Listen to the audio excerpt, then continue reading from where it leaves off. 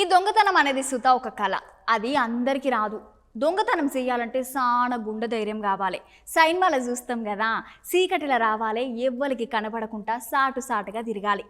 ఏ ఇంట్లో ఎట్లుంది, ఏ ఇంటికి తాళం వేసింది, ఏ ఇంటి దగ్గర ఎవరు లేరు అన్నది మొత్తం గమనించి మరీ వెళ్ళాలి కదా. దొంగతనం అయ్యేదాకా మస్తు టెన్షన్ ఉంటుంది కదా. కానీ ఇక్కడ ఓ దొంగ చూడుండ్రి. అగో చూసిరు ఎంత అరంగం మెట్ల మీద కూర్చొని అన్న సిగరెట్ తాగుతున్నాడు. గా అన్నం చూసి మీరు గా ఇంటి యజమాని అనుకున్నారు అయింది. అస్సలు గట్లా అనుకోకుర్రి.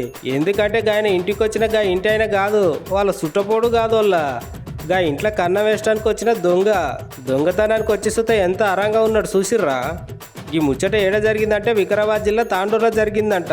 మిత్రనార్లో ఉండే ఒక అక్క ఆర్టిస్ట్ల కాంటాక్ట్ కొలువు చేస్తుందంట. అయితే అక్క దినాం లెక్కనే కొలువులకు పోయిందంట. అక్క గట్ల కొలువు పోయిందో లేదో, ఎప్పటి సంది ప్లానింగ్ చేసిండో ఇట్లా ఈ దొంగ ఇల్లు దోచుకొనికి వచ్చినట. మామూలుగా అయితే దొంగలు ఎట్లా ఉంటారు వల్ల భయంగా వచ్చి ఎవరు కనబడకుండా టక్కున దొంగతనం చేసి వెళ్ళిపోతారు.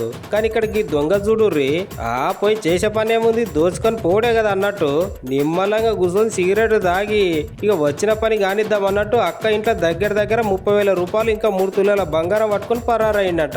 తర్వాత అక్క ఇంటికి వచ్చేసరికి ఇంట్లో సామానంతా చిందర పడుతూనే చూస్తే దొంగతనం అయిందని తెలుసుకున్నదంట. అయితే సీసీ కెమెరాలు కూడా చూస్తే దొంగ వచ్చిపోయిన అన్ని వీడియోలు అన్ని బయట పడ్డాయంట. అంతేకాదోళ్ళు గా దొంగ సినిమాలు బాగా చూస్తాడు కావచ్చు. గా అక్క ఇంట్లో దొంగతనం చేసినాక అసలు రజనీకాంత్ సార్ స్టైల్ లెక్కనే గా సిగరెట్ తాగకుండా నడుచుకుంటూ వెళ్ళిండంట. ఈ దొంగ కథ చూస్తే దొంగలందు ఈ టైపు దొంగలు వేరయ్యా అని అంటున్నారు ఇది చూసిన వాళ్ళు.